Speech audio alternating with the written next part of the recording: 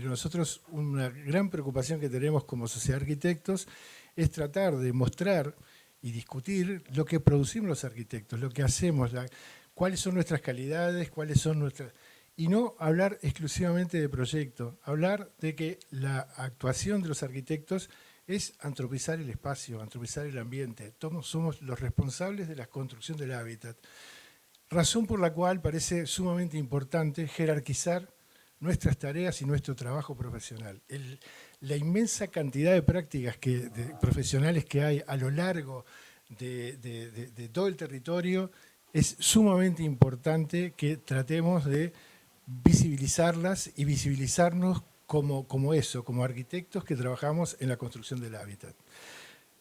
Nos parecía entonces que cada uno de los meses vamos a tener alguna temática específica sobre un tema, generar el conversatorio, generar una convocatoria para que a través de la exposición de lo que hacemos podamos después tener una discusión o una conversación sobre la situación en la que gestionamos nuestros trabajos, los resultados que tenemos, las expectativas que nos generan de futuro y las formas en que desarrollamos el trabajo.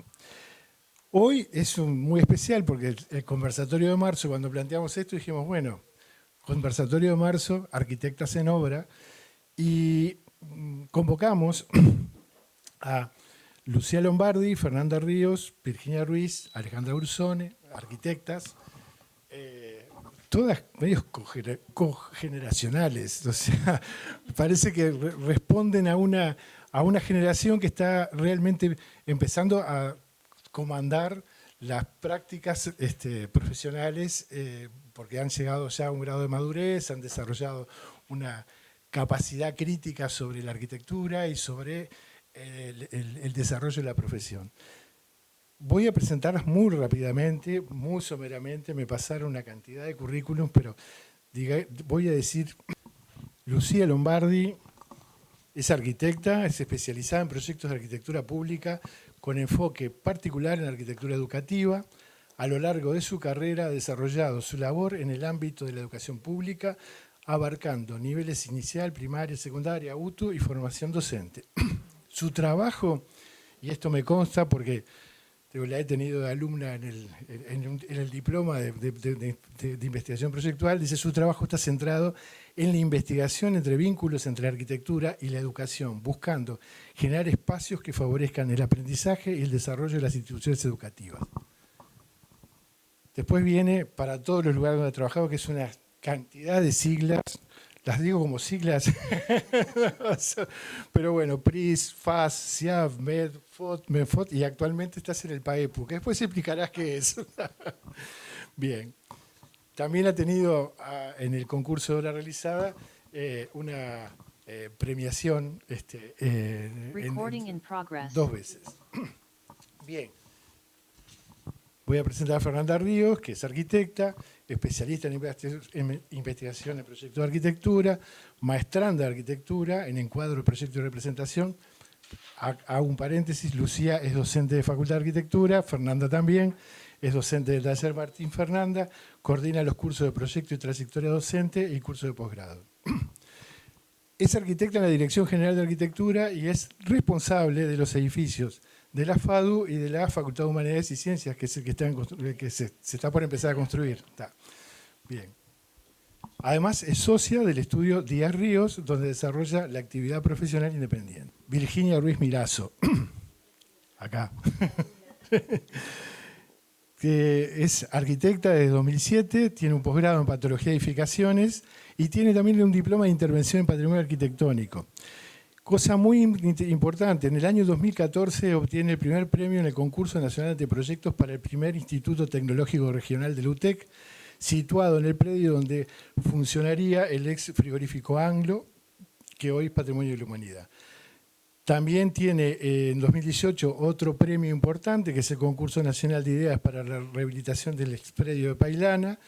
Ha sido docente de la facultad y jurado, y actualmente trabaja en la comisión de concursos de SAU, y ha sido jurado en algunos concursos importantes que hemos auspiciado.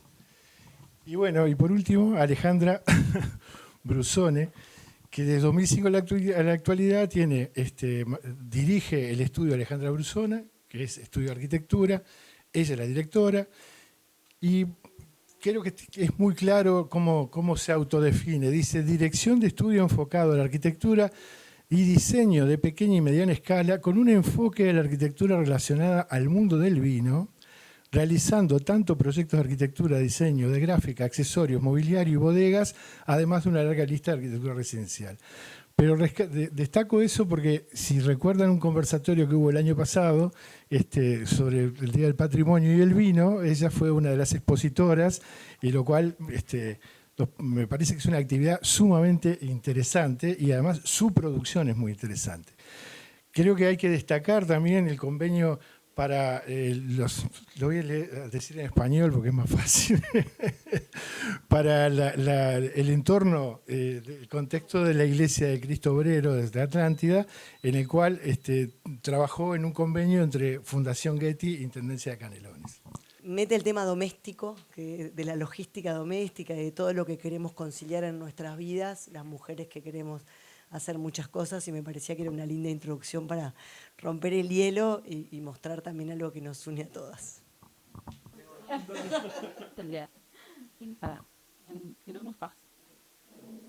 Si querés pasar la siguiente. Bueno, voy a empezar la presentación. Traje acá 2 escuelas para mostrarles. Estas 2 escuelas, la 319 y la 224, son en Montevideo, y las dos las hicimos con Natalie Cordero entre las dos. No sé por qué no apareció, pero también es importante destacar que en la dirección de obra de estas 2 escuelas también fueron arquitectas. En la 319 la arquitecta Laura Bayo, en la 224 la arquitecta Gabriela Caraballo. Después, en la supervisión de obra de la 319 estuvo el arquitecto Sergio Corredera, pero después en la supervisión de obra de las 224 estuvo la arquitecta Mariela Clefio. O sea que es de destacar que en estas obras, tanto en el proyecto como en la obra, éramos mayoría mujeres. Pero pasa a la siguiente.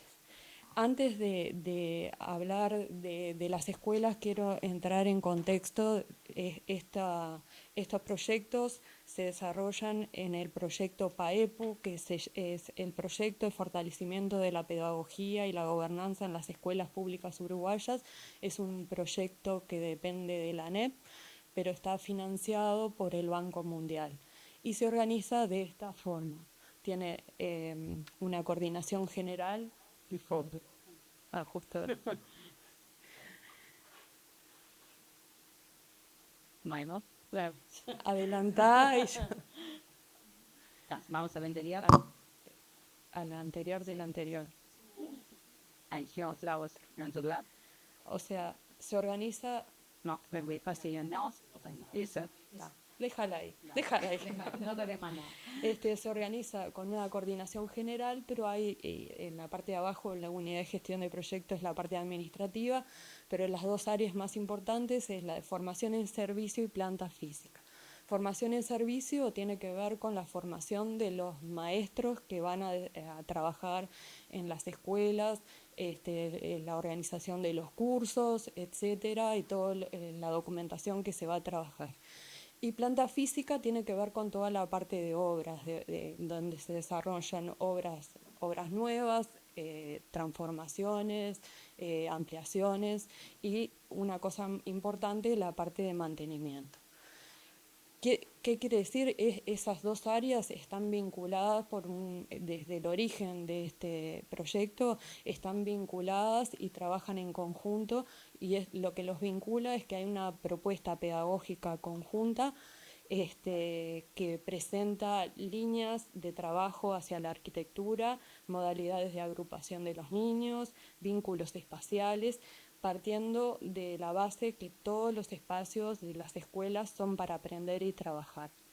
Dentro de esas escuelas son escuelas de tiempo completo o tiempo pedagógico ampliado. Quiere decir que los niños estarán entre 6 y 8 horas en esas escuelas, donde se dan clases curriculares, se dan talleres, clases de apoyo, y también se les brinda el desayuno, el almuerzo y la merienda. Pásalo. cuando hay otro, tengo y vos seguís. Esa. Quise destacar esto porque es muy importante dentro del proceso de desarrollo de los proyectos. Voy a ir de la izquierda para abajo, voy a ir así, así, así, así, así, así. Si querés vos marcarlo. Es el proceso de participación donde quería destacar acá, hay roles de mujeres en distintos lugares y por eso lo quería destacar dentro de este proyecto. Uno son los roles de las mujeres como arquitectas, pero otros son los roles de las mujeres en las escuelas. Entonces, cuando se inicia un proyecto de arquitectura, es la imagen 1, es la primera aproximación, eso pasa como todos los proyectos de arquitectura, se estudian antecedentes, el predio, el presupuesto, la matrícula de la escuela, el quintil, que es la calificación de la escuela de acuerdo al nivel socioeconómico que pertenece, el contacto con el equipo docente, si es en el caso de una ampliación de una escuela, el contacto con la comunidad, el programa educativo. Ese primer contacto se desarrolla un esquema de la propuesta arquitectónica, posteriormente se hace una presentación a la comunidad educativa que en este tipo de programas es mayoritariamente femenino. Aquí en la segunda imagen es la presentación a las maestras, al personal de servicio que aportan desde su lugar en el uso de la escuela. La siguiente es, después de esa presentación, se desarrolla el proyecto, el anteproyecto, y se hace una presentación a la comunidad. La comunidad ahí toda, sean los niños, los padres, los vecinos, sea una escuela nueva, se hace en un lugar, en un centro comunal, en un centro cultural, en algún lado, sea una escuela existente que se le va a hacer una ampliación, se hace una reunión en la propia escuela. Pero es importante esta instancia de presentación a la comunidad antes que se desarrolle el proyecto, porque comienza a ser una construcción colectiva de la idea de escuela. Y ahí se toman sugerencias y después a la larga se hace ajuste de proyecto con respecto a las sugerencias que se plantean en este tipo de reunión. También se hace un trabajo conjunto en el caso que sean ampliaciones con el equipo docente y el personal de la obra, porque hay una convivencia entre la obra y la escuela en funcionamiento. Se instala un buzón de quejas y reclamos donde cualquier persona puede dejar una queja, un reclamo, una sugerencia o lo que sea, de forma anónima para evitar, eso trata de evitar temas de discriminación, de conflictos laborales, etcétera, o cualquier sugerencia. En una escuela unos niños pusieron también y querían que no fueran las maestras más a trabajar así tenían vacaciones, pero son cosas que pasan. Pero formaba parte de la participación y con las maestras trabajaron lo que significaba el buzón y todas esas cosas. Por el otro lado, en las obras se fomenta la contratación de mano de obra local, trabajando con las bolsas de trabajo de las intendencias, y se fomenta el trabajo femenino, que no es mucho, pero existe y se ve. Después, esa de arriba es la entrega del edificio, es la inauguración, es una fiesta de la comunidad toda, educativa y de la comunidad barrial. Y pasamos, a un proceso de uso del edificio. Posteriormente, pasados 2 años, se hace una encuesta de uso y satisfacción, donde en la encuesta arroja información sobre cómo se está usando, cómo aceptan la comunidad los espacios trabajados, y se le vuelve a hacer una presentación para volver a reafirmar conceptos, tomar otros y ajustar pensamientos que teníamos nosotros respecto al funcionamiento, pero cambian. Y tratar de que los ajustes se puedan llevar a cabo. Y después también, pasados los 2 años, en la parte de abajo, entramos en la parte de mantenimiento de las escuelas, donde se adjudica a cada escuela un arquitecto referente, donde a cada escuela se le entrega una partida de mantenimiento, donde bueno, el arquitecto ayuda a la comunidad a trabajar en qué aspectos se quiere trabajar en la escuela y en qué partes de mantenimiento, pues es un monto ajustado, entonces hay que ayudar de alguna manera. Estas son las plantas, quise poner pocas plantas, estas son las plantas de las 2 escuelas. En realidad la 319 tiene 3 niveles, pero igual refleja lo que quería trabajar. El programa arquitectónico está definido por la propuesta pedagógica, y la propuesta pedagógica lo que plantea es tener una cantidad de niños que pueda la comunidad docente abarcar y conocer. O sea, en la escuela 319 tiene una capacidad para tener 300 niños, en la escuela 224 tiene una capacidad para 225 niños, que eso sería la cantidad adecuada de niños que pueda conocer una directora, el equipo docente, por eso está ajustada. Con un concepto de escuela abierta, que genera una secuencia de espacios desde el acceso, el espacio previo al acceso que se conforma con una plaza y tomó mayor importancia cuando se implementó el plan Ceibal porque se usaba fuera de los horarios curriculares. Siguiendo al acceso se encuentra un espacio intermedio entre el acceso principal y el espacio interior, donde está vinculado con la parte administrativa, porque hay un interés importante de la parte de la dirección de la escuela en tener contacto con la comunidad, con las familias, entonces siempre tiene que estar cerca para que se animen a proponer y proponer cualquier dificultad.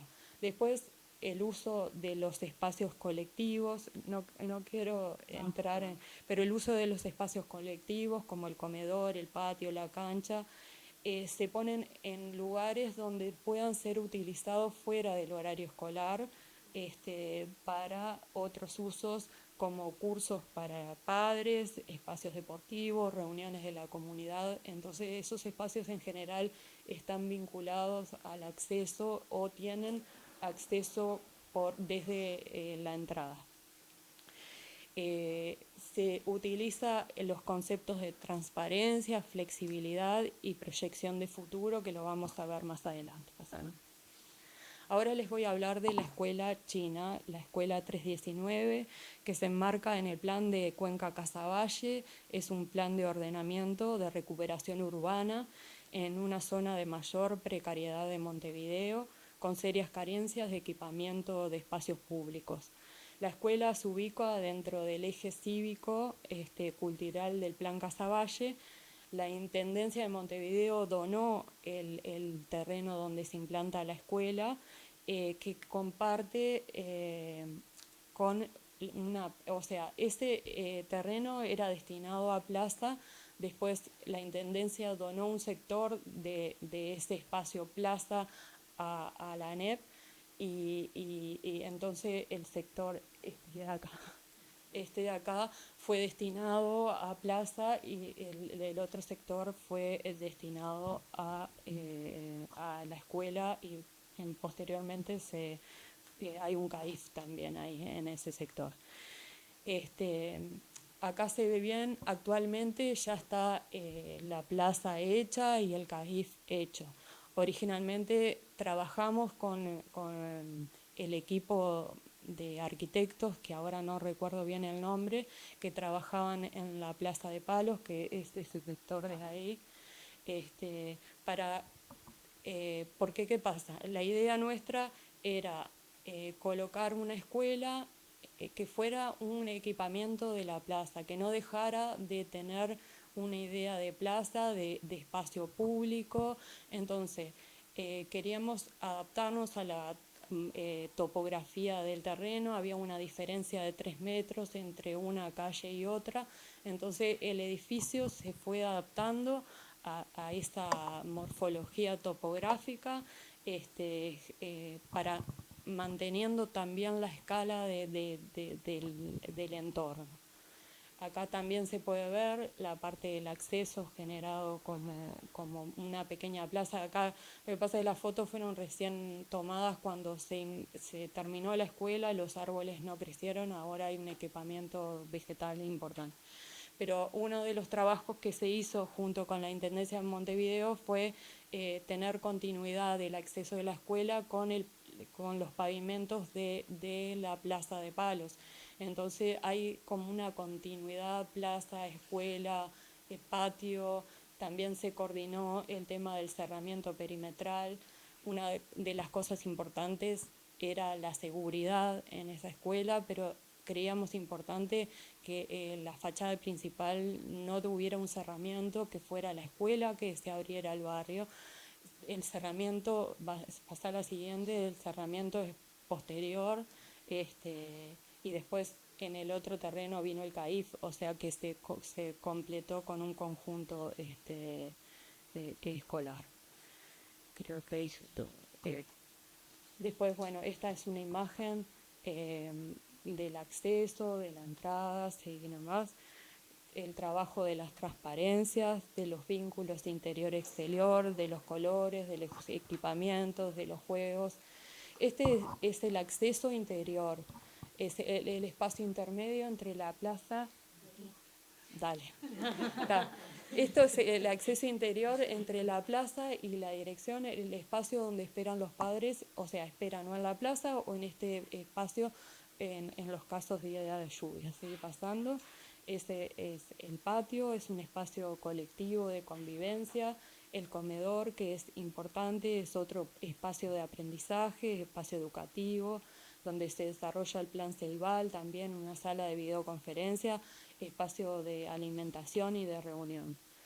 Después están las aulas, que justo esta foto están organizadas de una manera muy convencional, pero el equipamiento permite otras configuraciones de trabajo.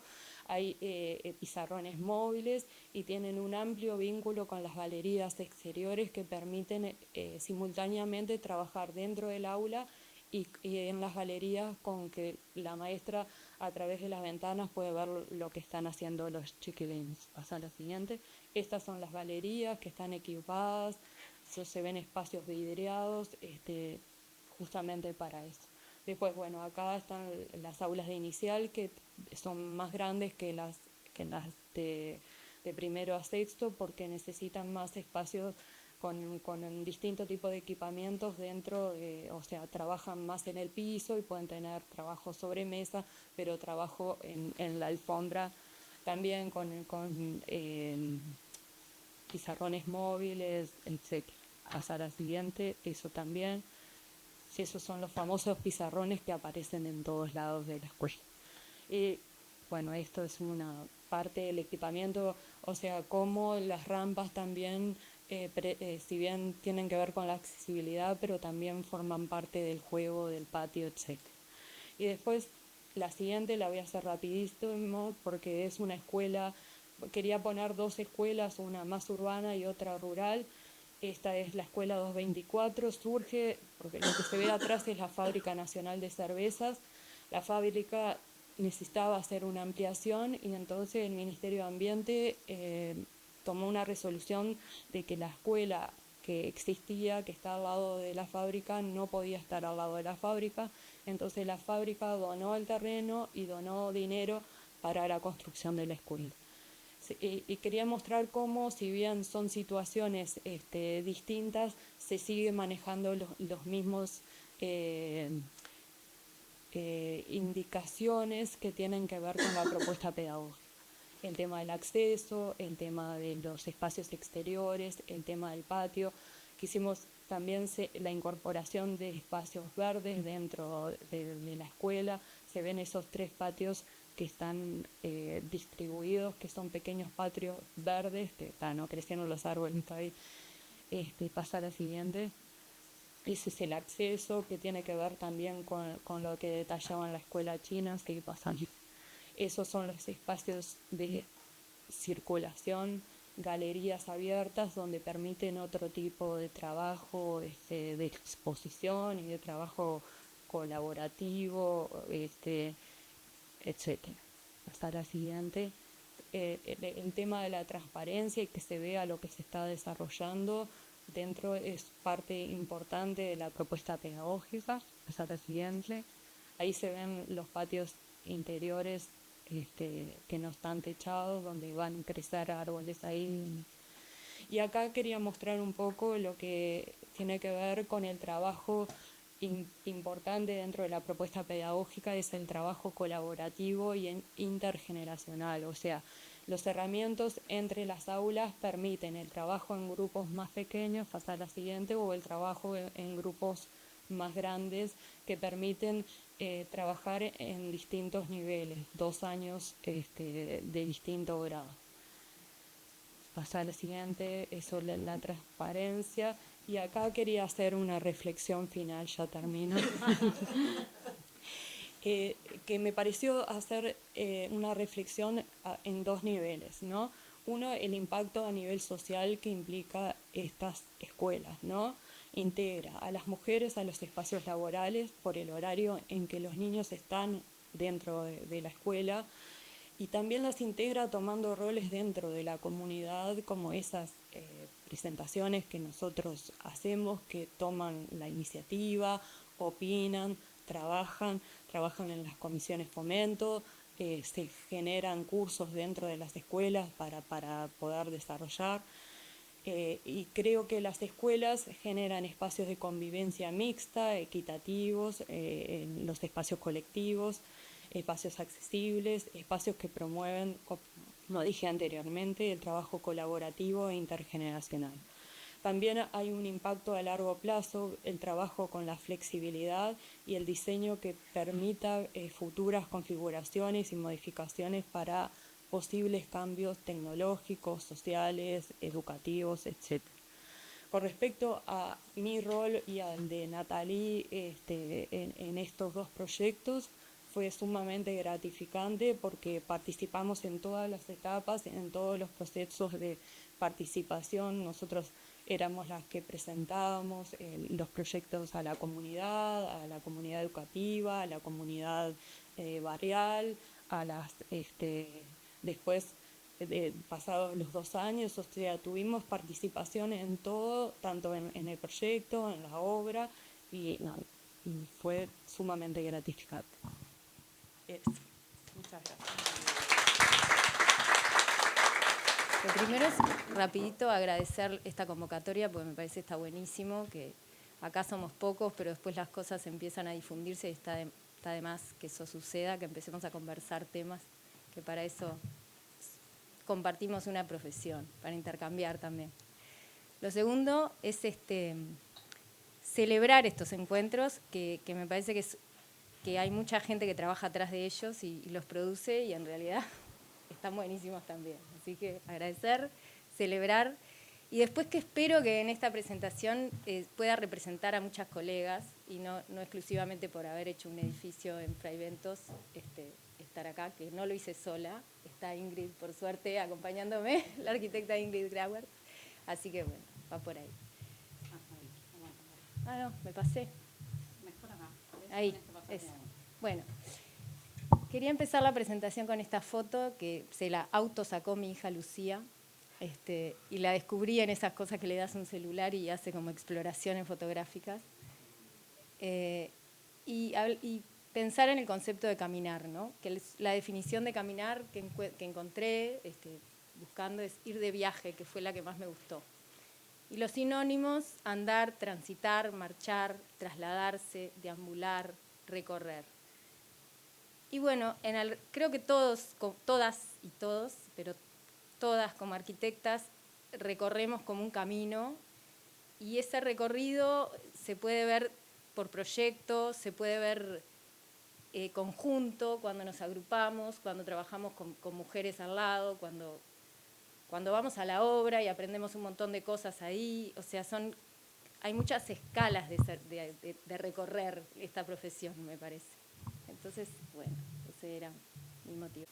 Fue un proyecto súper reconocido, lo hicimos en equipo, siempre prefiero trabajar en equipo. Y en este equipo estaba la arquitecta Ingrid Grauert, que nos acompaña, Inés Llorente y Alejandro Ibarburu. Fue un concurso nacional de anteproyectos, y bueno, después el Anglo fue declarado Patrimonio de la Humanidad. Después de ese, ya se estaban haciendo las gestiones y después. Esto es solamente para mostrar lo que era el conjunto, que era enorme, ¿no? Era una de las company towns. Bueno, no me voy a extender con esto porque todos sabemos de qué estamos hablando. Y en cada recorrido armé la charla como con un inicio, una propuesta y quizás como un final. Entonces el inicio de esto era esto, nos encontramos con esto, con esta situación, con un incendio que había diezmado todas las instalaciones de esa zona, era la zona a intervenir, y este incendio, lo que teníamos por bases de concurso, era un espacio hecho pedazos en un lugar. Yo soy muy coloquial, disculpen, pero voy por ahí, si no la formalidad no me va. Aquello era los tanques de agua. Ingrid, cualquier cosa, pues ayudarme y aportar. ¿Estás ahí? Bueno, así estaba este sector. Las bases del concurso establecían algunos elementos a conservar, que ahora los voy a mostrar. Esto era el pabellón B, que le llamaban, que parece más entero que lo otro, claramente, pero por dentro estaba con muchas peoras, para citar a algunos de mis docentes. Estos molinetes había que conservarlos, eran por donde pasaba el personal cuando salía del frigorífico. El sistema de bombas que abastecía todo el complejo industrial. Esto es una imagen del interior del pabellón B, que se llamaba, que eran unas cerchas que cuando nosotros fuimos las consideramos que había que ponerlas en valor, que no daba de sacar esas cerchas, estaban en bastante buen estado, a pesar de que la cubierta estaba destruida. Bueno, y esto es parte del proceso, ese era el inicio y esto fue parte del proceso. Este croquis a mí me encanta, lo hizo la arquitecta Inés Llorente, porque creo que muestra como las intenciones que teníamos en ese momento, ¿no? No empezamos así, obviamente este croquis no es lo primero que se nos ocurrió, pero sí fue algo de intercambiar y divertirnos también, porque decíamos, no, el entorno, la paleta de colores, no pasarnos de altura, no sé, surgió a partir de propuestas muy, muy conversadas. Como que decantó, ahí decantó. Inés se mandó este croquisito y fue como nuestro faro guía. Bueno, y esta es, no se asusten, pero esto es hablar un poco de los procesos, ¿no? Esto que es una cosa que encontré en una libreta que tenían en la mesa del estudio, que empecé a buscar para cambiar un poco y no mostrar solo fotos del edificio, en donde hay un sector que es esto, después quizás lo van a ver mejor, pero es un croquis que yo tenía en la cabeza, que lo dibujé, y entre medio de todo este tipo de relajos y locuras, y creo que los procesos un poco son así, al menos los míos son muy desordenados, queda clarísimo. Pero bueno, esto es parte de un pienso desordenado que uno como arquitecto, me parece como arquitecta también, va haciendo en el medio de muchas otras cosas, ¿no? Porque esto no es que me senté y empecé a rayar, esto es lo mismo acá, y acá una parte más ordenada del proceso, y acá me divertía porque en esto, acá abajo, que no se ve, dice un número de teléfono. Mi hijo en ese momento tenía 2 años, entonces hay un número de teléfono y dice Cachafaz, que no sé ni lo que es, pero es claro que no es algo de arquitectura, que es algo que tenía que ver con algo para resolver en ese momento, y estaba con los niveles, ¿no? Pasando en limpio algo y a la vez abriendo la otra ventana, esas ventanas mentales que tenemos permanentemente. Sí, voy a llamar a ver qué es. Bueno, este es otro pienso también de los canalones. Tuvimos un tema con el óxido y bueno, y ahí era pensar. Y en el pienso acá también hay rayas de todo tipo. Pero bueno, el proyecto quizás lo paso bastante rápido para no aburrirlos. Constaba de 3 pabellones. La zona a intervenir era el pabellón A, que era todo este muro histórico que estaba totalmente deteriorado, quemado, eso que vieron en las fotos.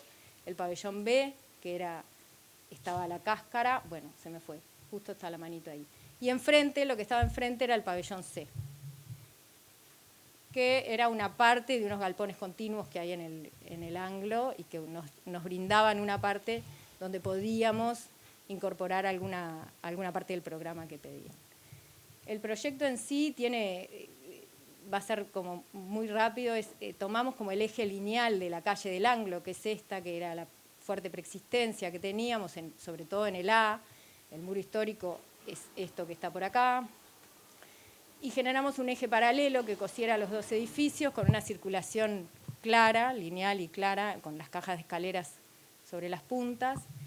Y en la planta baja, que es esta, intentamos armar como un gran espacio de relación, esto que un poco Lucía mencionaba de las escuelas, de cómo convocar y cómo invitar a entrar al edificio y que lo social esté como fortalecido desde algún punto y no tanto las aulas, que sí tienen lo suyo, pero bueno, empezamos pensando también que esta zona de relación era muy importante, en un lugar donde iban a ir alumnos de quizás distintas partes del interior, y que se tenían que poder reunir, más allá de que el programa planteaba este tipo de cosas, ¿no?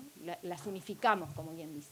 Después esa circulación te iba llevando entre un pabellón y otro, con un conector muy vidriado, que después creo que se ven las fotos, y van los distintos laboratorios con una batería de baños al final del pabellón. Esta es la planta alta, que se organiza igual.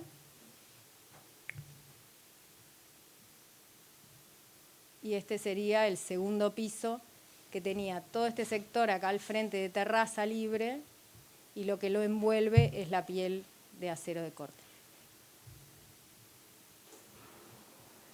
Esta es una plantita del subsuelo y algunos cortes de la parte C, del pabellón C que les decía, que era un sector, acá se ve claramente que está la continuidad que debería tener y está cortado ese sector para uso nuestro.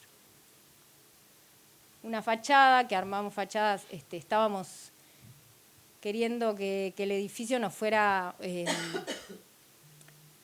el edificio fuera, no nos fuéramos por lo positivo, porque era así que pensábamos, que el edificio fuera parte de un entorno construido. Ese croquis de las intenciones lo intentamos sostener durante todo el proceso, era como estábamos muy convencidos de eso. Y acá tenemos una fachada con la piel y después buscamos una carpintería específica para los distintos locales. Bueno, estas son las otras fachadas. Bueno, y acá está el croquis que les decía, el pedazo del croquis que les decía, el desorden mental que puede reflejar este espacio acá, y este es el producto final del proceso. Es como, esto estaba dando vueltas entre nosotros y en un momento apareció, estaba materializado, con las plantitas y con todo. Bueno, un poquito del proceso de obra que lo hizo la empresa que ganó la licitación, el arquitecto era el arquitecto Marcos Vera, que tuvimos la suerte de que es muy amigo mío, entonces todos los asados conversábamos de cómo iba la obra y cosas, y me mandaba fotos, y estaba en el minuto a minuto, y la supervisión de obra de este proceso la hizo el arquitecto Alejandro Di Ibarbure, que la verdad que fue una pieza fundamental, porque entre Marcos y Alejandro garantizaron de alguna manera que el resultado de lo que se estaba construyendo siguiera exactamente los parámetros que estábamos planteando en el proyecto ejecutivo. Y si había alguna modificación, muchas veces nos llegaba esa solicitud de revisarlo, y entonces durante el proceso de obra también íbamos revisando algunas cosas que iban sucediendo en la obra. Este sería, le llamábamos el patio inglés, son los salones del subsuelo, sería subsuelo, primer piso y seguimos para arriba. Bueno, acá estaban antes de la inauguración, esta foto fuimos con Ingrid justo en el momento antes de la inauguración y estaban en todo este relajo, pero bueno, sacamos la foto igual. Y estaba el ombú, que después lo sacaron. Todo este espacio todo este espacio se proyectó por el ombú.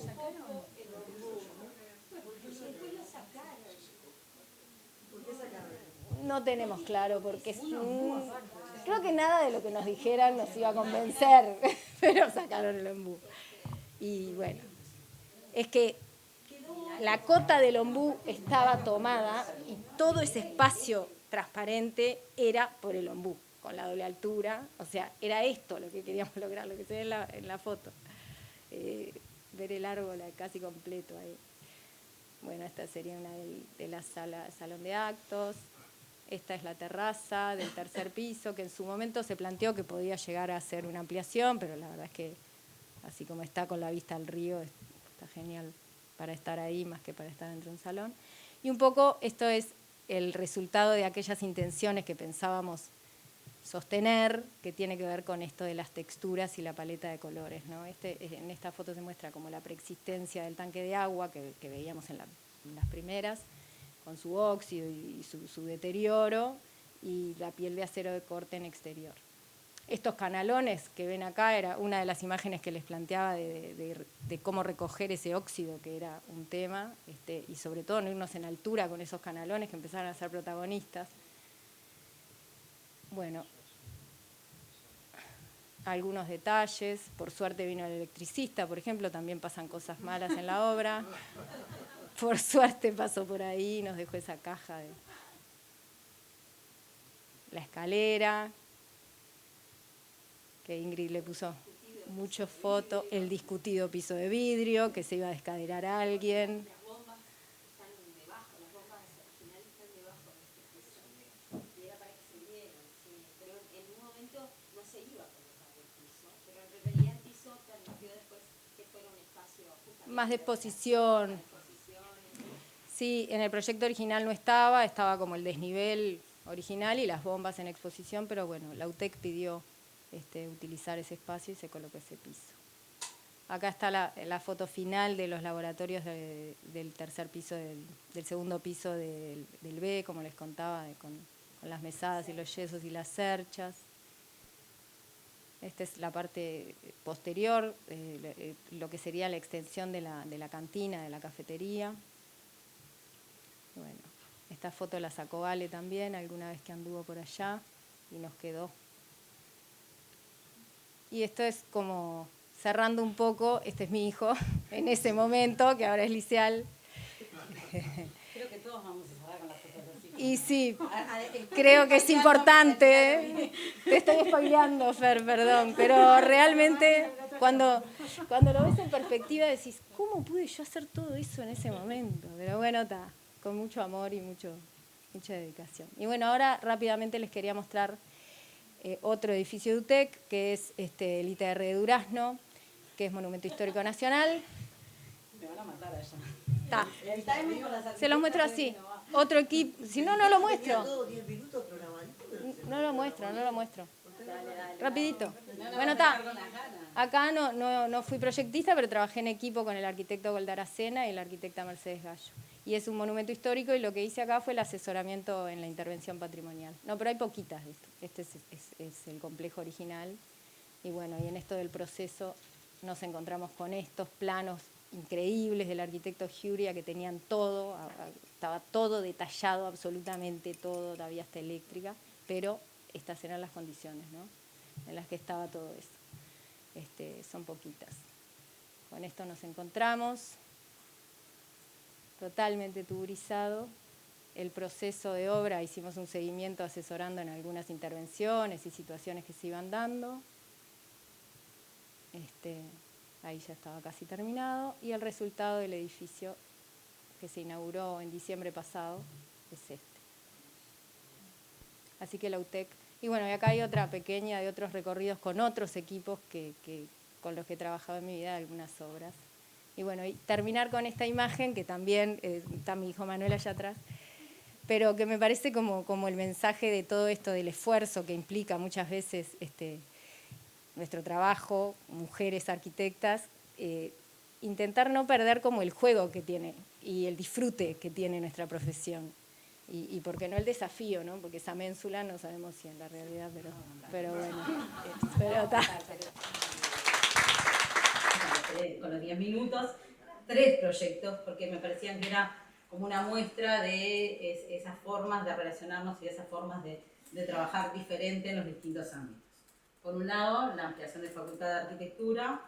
El segundo proyecto que les quiero mostrar es el Walden Parque Rodó, que es un proyecto de vivienda colectiva que terminamos recientemente. Y por último, el Centro Cultural Las Piedras, que es producto de un concurso que ganamos y tuvimos la suerte que se construya, porque muchos de los concursos de arquitectura muchas veces no tenemos la suerte de que se construya.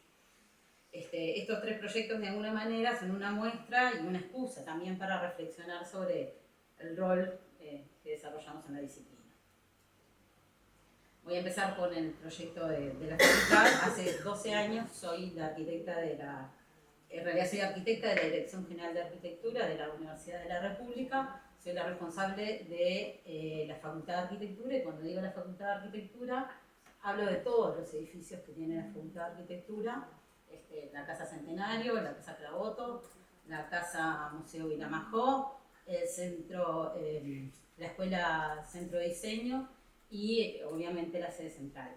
Digo esto porque además parece un dato menor, pero en realidad María, que es compañera mía de la oficina, sabe que pensamos desde el proyecto de ampliación hasta el cañito que pasa, o el aire acondicionado, o la puerta del pestillo de tal lado. Entonces es como una dimensión como muy amplia que desarrollamos en la oficina, y estos edificios presentan como problemáticas también muy diferentes. Y además recientemente soy la arquitecta encargada del proyecto de la Facultad de Humanidades y Ciencias de la Educación. ¿Ah? Entonces, pasaron, vieron el cartel seguramente porque está en un lugar muy céntrico y muy visible. Está la Dirección General de Arquitectura, es un servicio técnico ejecutivo responsable de toda la planta física de la universidad. Nos compete, voy a leer, proyectar, dirigir, ejecutar, controlar, evaluar todas las políticas y planes, o sea, un montón de cosas que tenemos que hacer en el marco de la Dirección General de Arquitectura, y es en este ámbito que en el año 22, y ahí es el error, desarrollamos el proyecto para la ampliación de la Facultad de Arquitectura, que el verdadero nombre es Plataforma Universitaria de Enseñanza Centro Parque Rodó. Ese nombre tan largo, de alguna manera, lo que hace es exponer un aspecto fundamental del proyecto, que fue la dimensión política. Es un proyecto en donde, además de la resolución arquitectónica, se transitó por un proceso político universitario muy grande. Lo comentaba un poco con Lucía, no es tan participativo, es más político, y en realidad muchas veces esta dimensión excede las decisiones arquitectónicas, ya que tienen a veces un peso mayor en las definiciones. También me gustaba reconocer al equipo. En este proyecto trabajamos en el ámbito de la DGA con la arquitecta Georgina Guillén, y también trabajamos con otra oficina de la universidad, que es el POMLP, el Plan de Obras de Mediano y Largo Plazo, y trabajamos con las arquitectas Virginia Casañas y Clara Traversa, un equipo 100% femenino. Yo nunca había trabajado, en realidad siempre me había tocado trabajar mucho con hombres. En este caso trabajamos las 4 mujeres, trabajamos súper bien. En el proceso de todo el proyecto, en general nuestros interlocutores eran hombres, pero nosotros como equipo trabajamos súper bien. El proyecto propone una ampliación de la Facultad de Arquitectura con un aulario. Claramente el edificio construido cumple, hace las aulas que el programa pedía y que la facultad necesitaba, pero en realidad nosotros decimos que este proyecto lo que hace es recuperar un espacio que la facultad tuvo por mucho tiempo, como el patio trasero de la facultad. Los que estudiamos en los años 90, casi todos, creo que nadie, María zafa. Lo conocíamos como el patio Sarajevo, por el estado y las condiciones en las que estaba el patio. Este proyecto lo que busca, más allá de resolver el problema programático de tener aulas, de tener las aulas que se necesitaban, lo que buscaba era integrar ese nuevo espacio, y lo que propone es la expansión del nivel 0 del edificio histórico, en una especie de balcón, que lo que hace es balconear hacia ese nuevo espacio que estaba constituido por una plaza seca y por un pequeño jardín nativo, que después la plaza seca se bautizó con el nombre de Plaza Arquitecta Julia Guarino. Este balcón, además, es un nuevo pasado, si querés, otra también ahí, es un nuevo tipo de espacio que la facultad tiene. En realidad la facultad tiene unos espacios buenísimos de las galerías, el patio Carré, el patio central, hasta el hall de facultad, ¿no? Todos esos espacios tienen una calidad espacial indiscutible, pero este espacio, pasar también si querés, lo que viene a proponer es un nuevo tipo de espacio que la facultad no tenía, que es un gran espacio amplio, techado, que permite realizar múltiples actividades que están fuera del repertorio de las actividades tradicionales de la facultad. En estos espacios se dieron desfiles, ferias, charlas, mindis, campeonato de ping-pong, campeonato de truco, picnic, hay de todo ahí. Y en realidad es un placer ver cómo la comunidad académica se apropió de ese espacio y en realidad cómo lo usa y lo disfruta. Este marzo se cumple aparte varias, 30 años que estamos en la Facultad de Arquitectura. Y bueno, y entramos en un contexto que era bastante diferente a la ahora seguramente, ojalá que es diferente, los componentes y todos los que acompañaban ese proyecto. Y que bueno, muchas veces las mujeres que participaban y que eran invisibilizadas en ese hacer arquitectura. Creo que cambió bastante y de verdad que me siento súper orgullosa de estar con ustedes, de ver la producción arquitectónica de calidad que hay y toda la sensibilidad que le ponen a la profesión, con todas esas con todo ese combo que es ser mujer arquitecta, indisoluble, tener que ir con las panzas ahora y con todo lo que conlleva. Y no solamente por que es por el tema de maternidad, sino también en mujeres que no es por la maternidad, pero que se encuentran muchas veces con muchas trabas. Con el sistema de cuidados también, que recae mucho sobre las mujeres. Y bueno, yo lo voy a hacer bastante breve. Me voy a enfocar en la producción arquitectónica vinculada con el mundo del vino.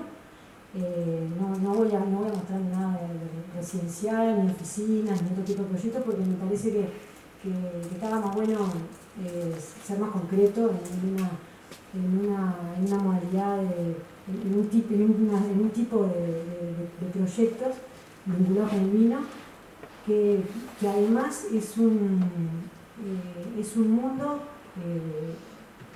predominantemente de hombres, que para mí se me abrió muchas puertas porque no era que no había arquitectas mujeres, no había arquitectos haciendo bodegas, haciendo intervenciones en bodegas. Entonces, bueno, fui la primera estudiante de arquitectura en la localidad donde vivo, y eso también me simplificó bastante el tema de que no había prejuicio de lo que yo podía llegar a hacer. Era más que nada utilizar la seducción de convencer con lo que me parecía que estaba bueno y convencerlo por ese lado.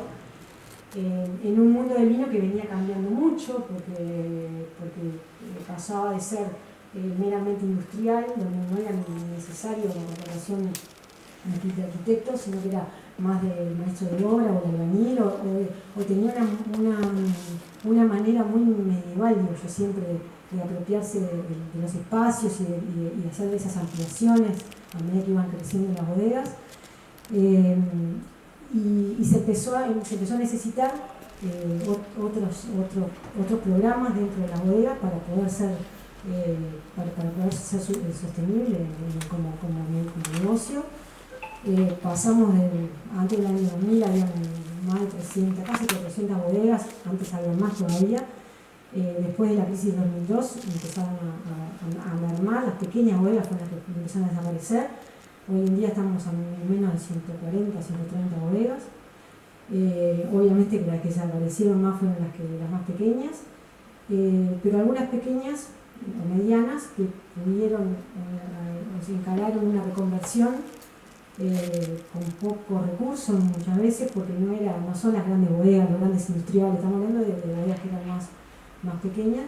De a poquito empezaron a hacer intervenciones, lo cual era bueno para mí, pero en cierta medida no podía desplegar todo lo que quería hacer a nivel proyectual, porque me encontraba con muchas trabas de no poder desarrollar los proyectos como quería, o de la calidad que venía atravesada de la Facultad de Arquitectura de cuáles eran las obras que tenían que ser de revista, con los detalles de revista, con todas esas terminaciones perfectas que en la realidad no la iba a poder lograr nunca, porque no eran empresas constructoras, eran a veces no era amigable, era algo que bueno, no, había que hacerlo como se podía, con alguien que trabajaba en la viña y que decía chanas de albañil. Entonces, bueno, una práctica muy reconfortante en cierta medida, porque era muy interesante poder estar en todas las cosas, enseñar a veces a un empleado de una bodega, enseñarle cómo hacer un encofrado para que quedara lindo el encofrado, porque lo quería dejar visto. Entonces es algo que en cierta manera es muy gratificante. Y paso, les voy a mostrar brevemente algunas cosas. Esta diapo que ven acá es de las tipologías más clásicas de las bodegas de los años 70, 80, donde se producía mucho vino, y uno veía con esa ocupación sin mucho proyecto, donde aparecían piletas cilíndricas de hormigón que se iban uniendo a galpones, y esos galpones se iban techando, de una manera muy intuitiva de ocupar los lugares, y más que nada pensando en la funcionalidad, y que muchas veces ni siquiera después cumplían con temas funcionales, pero era lo que había y se iban haciendo. Y bueno, por allá por el 2004, 2005, ¿cómo pasó? No me la pasaba bien, ¿no? Tuve la posibilidad de hacer un proyecto que ya era más lindo después de todas las intervenciones más de estas, como les decía, que era en una bodega muy pequeña, muy tradicional, que quería hacer una ampliación para la parte de la cava. Y bueno, como todo, iban a construir pegado a la bodega, entonces ahí tuve la suerte de cruzarme con este hombre, me empezó a preguntar cómo lo haría yo, y dije, bueno, yo te hago un proyecto y vemos, le digo, no sé. Después vemos, a ver cómo sale. Y bueno, la propuesta fue, era un galpón, un edificio que no tengo muchas fotos, porque me hice muy apurada. Y aparte porque también el ejercicio individual de la profesión hace que no tengamos mucho registro, porque uno termina una obra como lo que ya está empezando la otra y no tenés a nadie que venga atrás con la foto para la revista. Entonces, en el momento justo. Después ya cuando vas está todo feo. Pero bueno, ahí la parte de amarillo es lo preexistente, lo otro fueron etapas de obra que se plantearon. Lo que hice ahí fue tratar de separarme, o sea, romper un poco con la tradición de cómo se acostumbraba a construir unas ampliaciones en las bodegas, separarme del edificio original, el viejo, generar una circulación que empezara a conformar también lo que era una panorámica turística también, porque también las bodegas en esa época de 2005 empezaban a visualizar que podía ser un turismo enologico, porque empezábamos a ver que en otras regiones vitícolas se estaban desarrollando.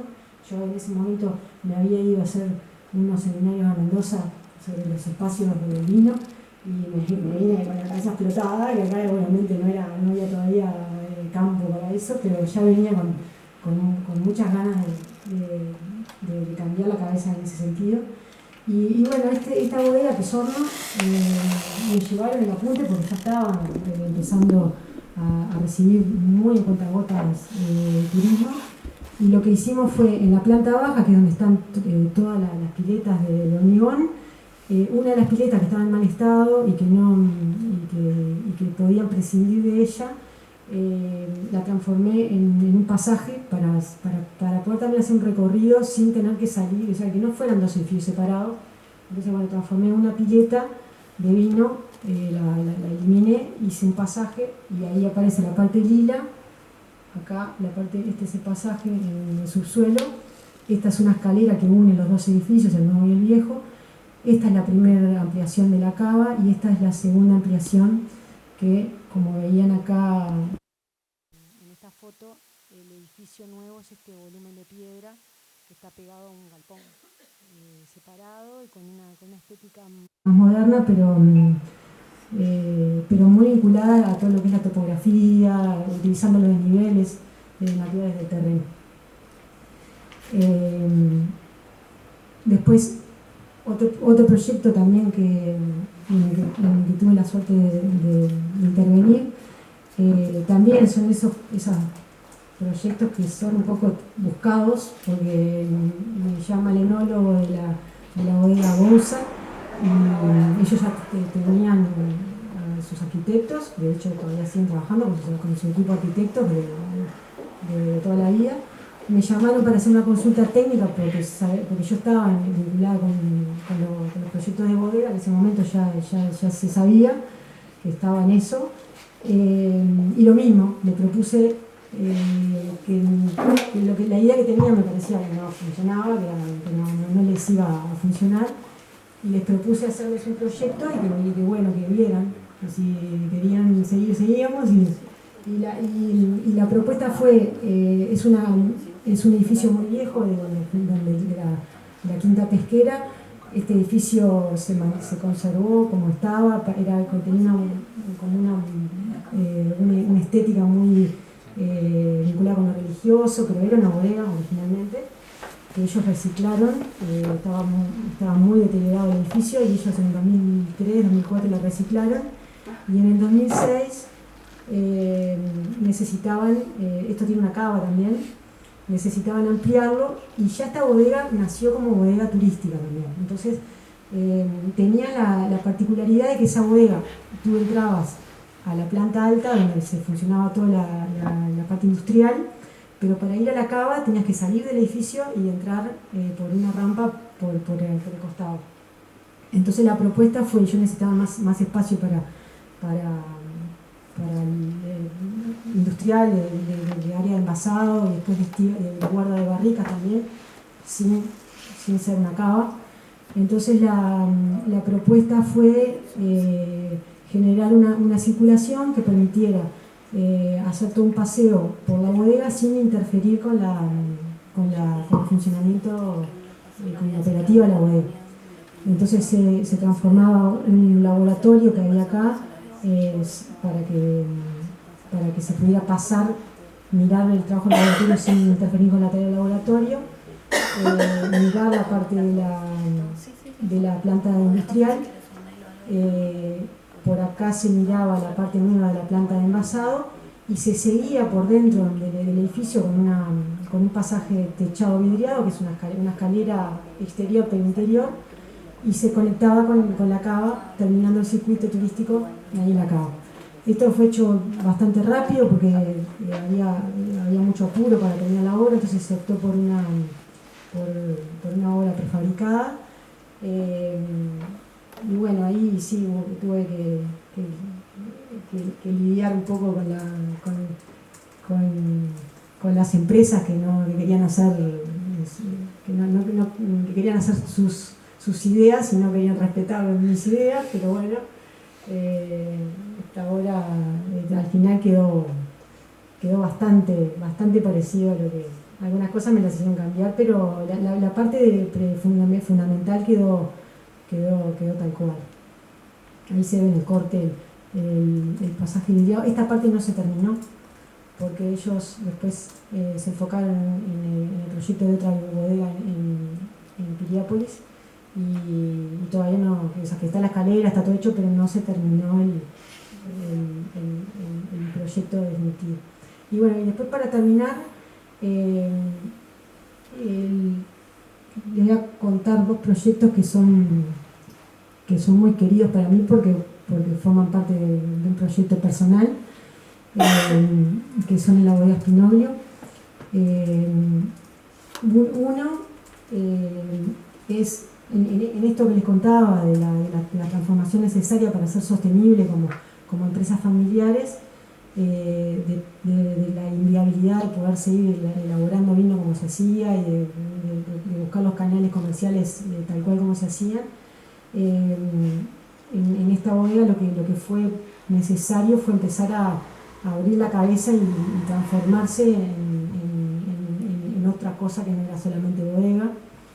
Es una bodega patrimonial, por más que no está declarada patrimonial, pero yo entiendo que es una bodega patrimonial, es una bodega de fines de 1800 con una característica constructiva muy interesante, muy respetada a todas las intervenciones que se hicieron a lo largo de los años, porque se hicieron con mucho cuidado, pasaron a otras manos de otras arquitectas en esa bodega muy queridas, y que seguramente ustedes también las conozcan y pueden ser queridas por ustedes también: Margarita Chao, Felicia Giboa, Reverdito obviamente, pero la mano femenina estuvo siempre muy presente en el cuidado y en el cariño de los espacios, que no solamente son espacios arquitectónicos, sino que tienen el corazón familiar, porque ellas estaban muy vinculadas con la parte familiar. Y a todo esto, me voy puntualmente al proyecto. Es un edificio, el edificio principal es una gran bodega con una cava de piedra semienterrada. En la parte superior funciona la planta industrial, y todas las aguas en el origen de la bodega, todas las aguas pluviales se canalizaban y iban hacia un gran aljibe, que ya cuando en los años 50 ya no estaba operativo ese gran aljibe, un aljibe de 300.000 litros, y ese aljibe obviamente que estaba ahí en desuso, con la transformación necesaria de la bodega para poder viabilizar la parte económica, poder sobrevivir como bodega. Se empezaron a hacer otras actividades, se empezaron a hacer fiestas dentro de la cava, entonces se necesitaban otros espacios como cava, se empezó a recibir turismo, se necesitaban más espacios para recibir ese turismo, y para poder hacer la parte didáctica de la explicativa de todo el proceso de vino. Y bueno, yo sabía que la existencia de ese aljibe, no sabía cómo era, sabía que era un gran aljibe, pero me imaginaba un aljibe, un ducto de trabajo, un pozo. Un día pido les voy a mostrar lo que está, porque me parece que la puse en desorden. Un día andaban con una escalera real grande, y esta era la tapita, no era un aljibe de local, era una tapa de pileta de 60. Esta era la tapita que había en el patio, una tapita. Cuando veo esa escalera pedí para entrar, para que me ayudaran a bajar, y me encuentro con un espacio que realmente me emocionaba. Yo me emocioné en ese momento porque era una planta oval de 15 metros de diámetro por 5, de 15 por 5, una belleza constructiva porque tenía casi 6 metros de altura, con una acústica impresionante, con una espacialidad impresionante. Y bueno, y ahí me enfoqué en tratar de ver dónde caía ese óvalo con respecto a la planta de la cava, y ver la posibilidad de cómo la podía conectar. Eran ideas, cuando no había posibilidades económicas de realización el proyecto ese. Pero bueno, se fueron sucediendo las cosas hasta que en un momento fue más necesaria la parte funcional, que era necesario hacer otra cava más para poner la barrica, y en ese momento se pudo hacer. Lo que hice fue un túnel para conectar la cava con ese aljibe. La otra particularidad que tenía era que, claro, el túnel ese yo pensaba que iba a llegar al nivel de piso, porque la cava es muy profunda, pero no, llegaba a mitad de camino de esa altura. Entonces ya no era tan divertido, porque tenía que generar una circulación información para bajar. Pero al final una aproximación al espacio que era mucho más sugestiva y mucho más, no sé cómo sería la palabra, pero sería como más sacra, porque uno entraba, veía ese espacio desde arriba y después bajaba. Entonces no era entrar al espacio liso y llano y nada, sino que uno lo percibía desde arriba como algo que no lo puedes tocar y que después bajabas. Entonces la idea en la composición de este espacio, todos estos que te voy a mostrar son obras muy austeras, no tienen mucha gran detalle, ¿no?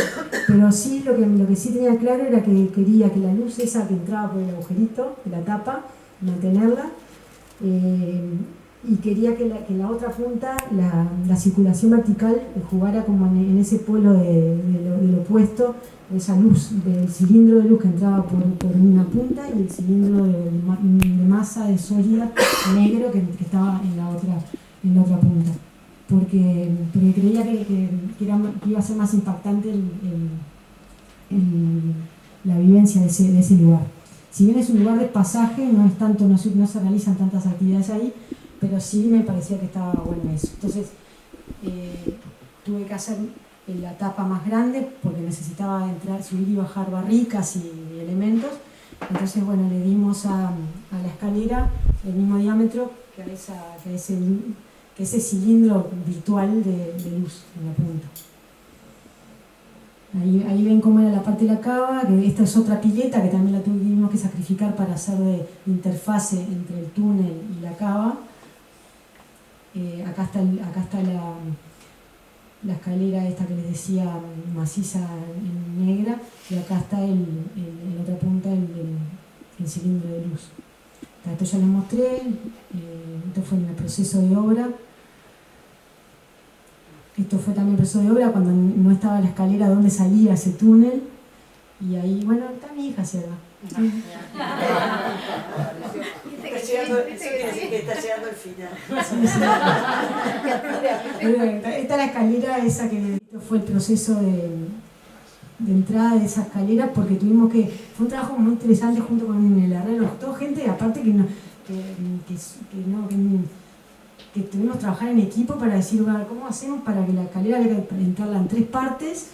Porque no entraba justito en el 1,50 m y no podíamos entrar la paradita perfecta después de trasladarla porque no podíamos entrar con una grúa ni nada. Entonces se hizo todo el diseño de la escalera, la hicimos para que pudiera encastrarse en partes, que entrara como de costado. Así quedaba bien también, ¿eh? Una obra de Cuando entraron a la escalera me pareció notable porque la vocación también del lugar de exhibición que tenía, como el lugar, porque aparte entraba con el malacate entrando de a poquito, bajando a poquito y la luz se iba colando, la verdad yo me emociono con esto porque es parte de mi corazoncito, ¿no?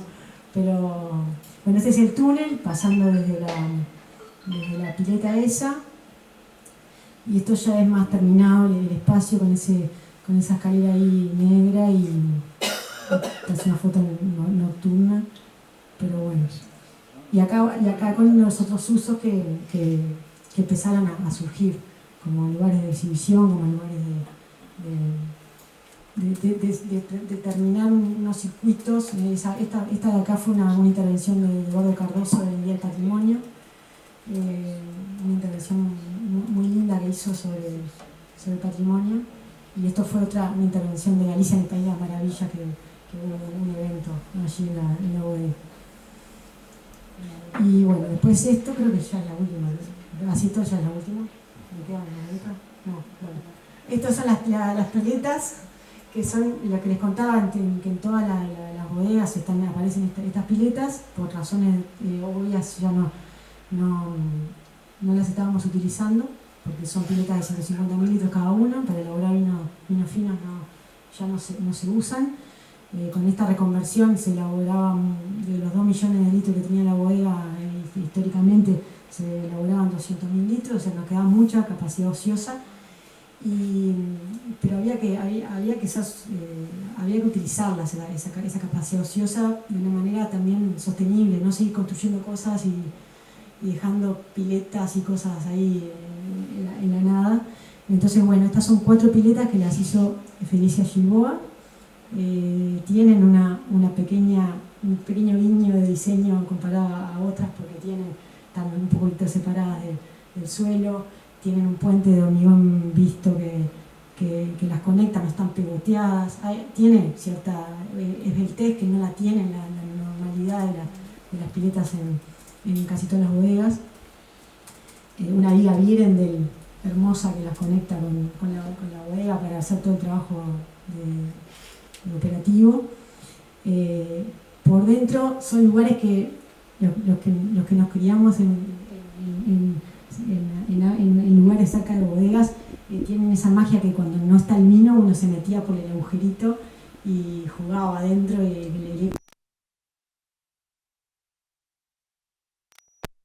se las muestro porque esta textura me parecía importantísima dejarla. ¿Quedan de ese color adentro? No las pude dejar, porque el último vino que tuvieron no era vino tinto y era horrible el color que tenía.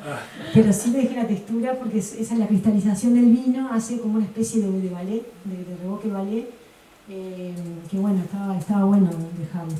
Entonces bueno, con esto de buscar otras funciones a estructuras antiguas, surgió la posibilidad de hacer 4 habitaciones, como un mini hotel de viña, una habitación por pileta. En principio era mucho más ambicioso el proyecto de hacer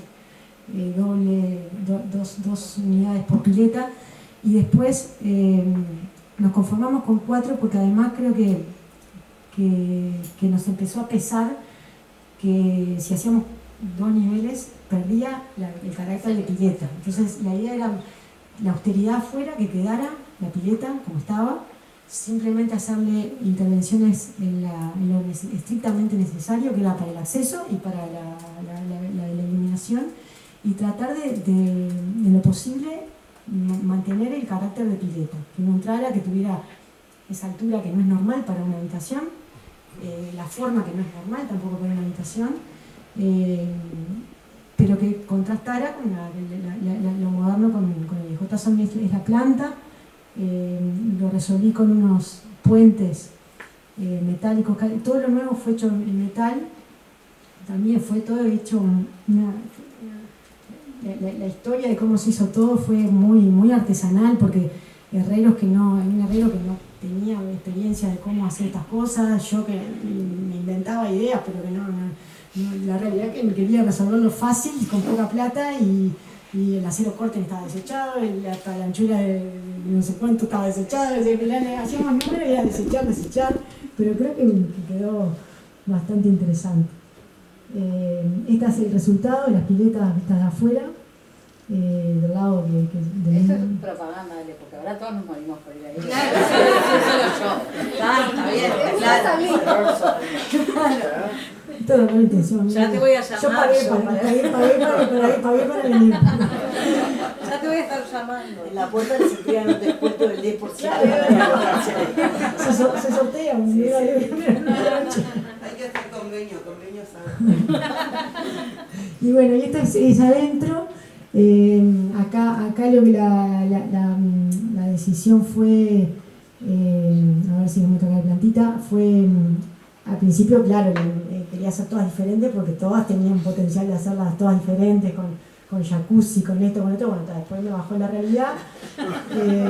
Lo que sí fue, utilicé la misma planta por un tema de sistematización, del tema de los recursos, las placas de madera, usar hasta el último pedacito, todo era los recortes de las placas de hierro, que fueran todos iguales para sistematizar y para optimizar eso. Salvo una que queda simétrica porque los accesos están enfrentados, las otras son todas iguales. Estas 2 tienen terraza y esta no tiene terraza. Y después el único juego que tienen es de esa ventana que funciona como pantalla, no tienen televisión, las habitaciones estas por ahora, hasta que aguanten. sin televisión, hasta que me la lleven.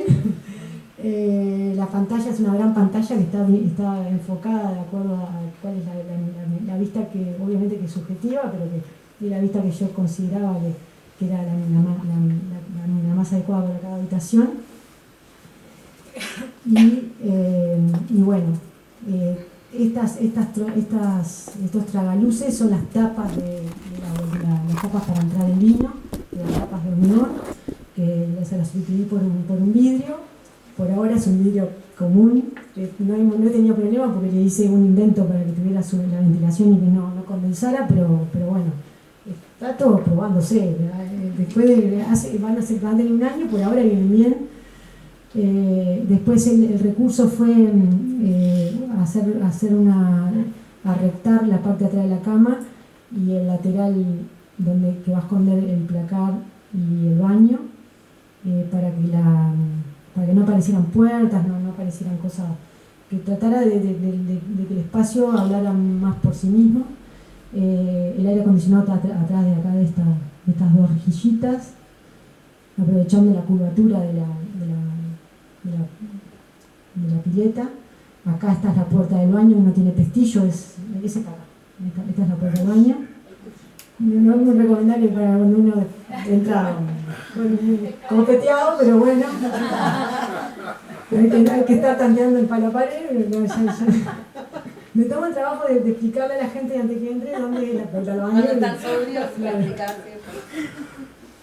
Y después esta pared que está pintada en un tono cremita es la pared que tiene la textura de vino. Y se acabó.